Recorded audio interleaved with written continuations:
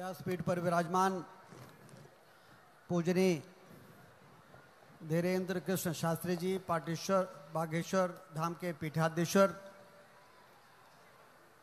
जब कभी भविष्य में भारत का इतिहास लिखा जाएगा और जब कभी हिंदुत्व की चर्चा होगी तो इस बात के लिए कि हिंदुत्व की लहर को आंधी में बदलने का काम किसने किया था, तो पूजनीय बागेश्वर महाराज जी का नाम हमेशा याद किया जाएगा।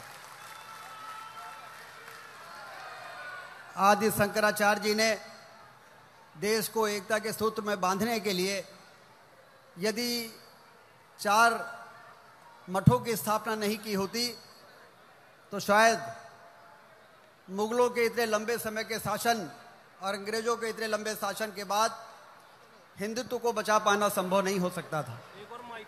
तो जो काम आदि शंकराचार्य जी ने किया, देश को एकता के सूत्र में बांधने का काम कौन कर सकता है?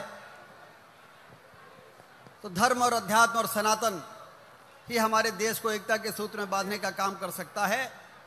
उस मंत्र को आज जन जन के दिल और दिमाग में बैठाने का काम इतनी कम उम्र में ये बागेश्वर जी की और बालाजी की कृपा नहीं है तो और क्या है? कौन कहता है कि भगवान नहीं होता है? जब हम लोग धीरेन्द्र के शास्त्री जी को देखते हैं तो ये चमत्कार दिखाई देता है कि व्यासपीठ पर विराजमान होके अभी 30 वर्ष की उम्र पूरी नहीं हुई है और 10:30 बजे इतनी बड़ी संख्या में देश के किसी कोने में जाते हैं तो लाखों की भीड़ उमड़ पड़ती है उनके प्रवचन को सुनने के लिए और उनको देखने के लिए। हमारे देश की सबसे बड़ी ताकत है धर्म और अध्यात्म।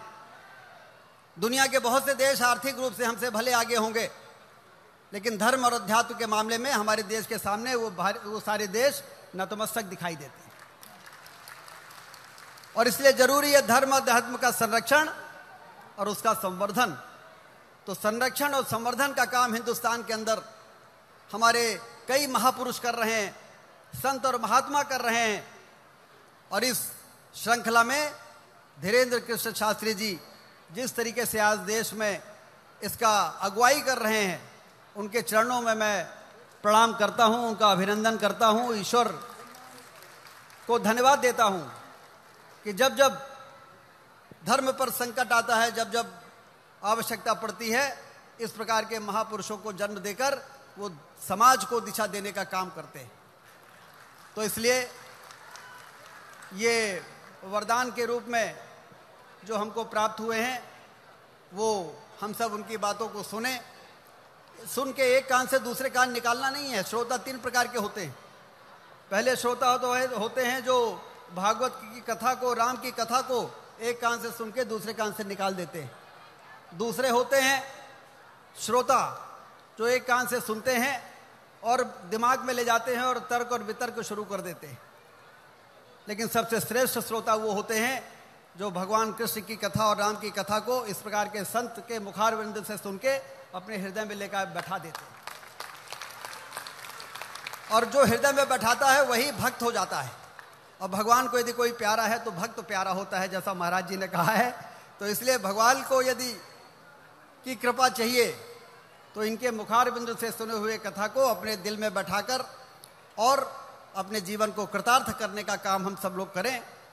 मैं रुद्र प्रताप त्रिपाठी जी को, हमारे ही विंध्य की धरती के, मध्य प्रदेश की धरती के ऐसे सपूत हैं जिन्होंने व्यापार के क्षेत्र में आकर और मुंबई जैसे इस महानगर में अपना स्थान बनाया और स्थान बना के और वो माया की नगरी में भूल भैया में भटके नहीं, धर्म और अध्यात्म को मजबूत करने के लिए अपनी भूमिका का निर्वहन भी कर रहे हैं।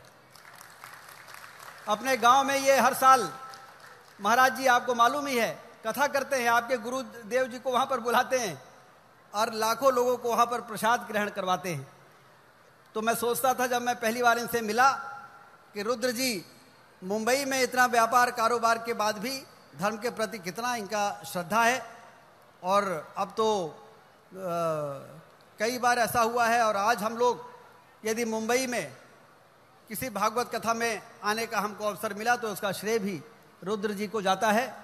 रुद्रा जी, आपको बहुत बहुत बधाई, आपका अभिनंदन कि आपने कथा का आयोजन किया और महाराज जी का दर्शन करने का हम सबको अवसर प्रदान किया। आपको फिर से बहुत अभिनंदन और आप सबको बहुत बहुत बधाई कि आप सब कथा श्रवण करके अपने जीवन को कृतार्थ कर रहे हैं। बोलिए भारत माता की जय श्री राम। बालाजी महाराज के कृपा पात्र बागेश्वर धाम पीठाधीश्वर परम पूज्य धीरेन्द्र कृष्ण शास्त्री जी महाराज का पावन संकल्प। मध्य प्रदेश में छतरपुर के ग्राम गढ़ा में बनेगा विश्व स्तरीय कैंसर अस्पताल एवं रिसर्च सेंटर, जिसकी आधारशिला देश के यशस्वी प्रधानमंत्री नरेंद्र मोदी जी के कर कमलों से रखी जा चुकी है। 200 करोड़ रुपए की लागत वाले 100 बेड के इस अस्पताल में गरीबों का होगा मुफ्त इलाज। ये बहुत बड़ा अवसर है, बहुत बड़ा काम है।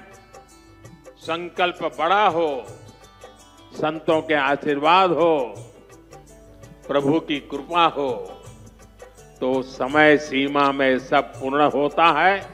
हमारे प्रियजनों, बागेश्वर धाम पूरे भारत के लोगों, अभी तक अस्पतालों में मंदिर थे, अब मंदिर में अस्पताल होगा।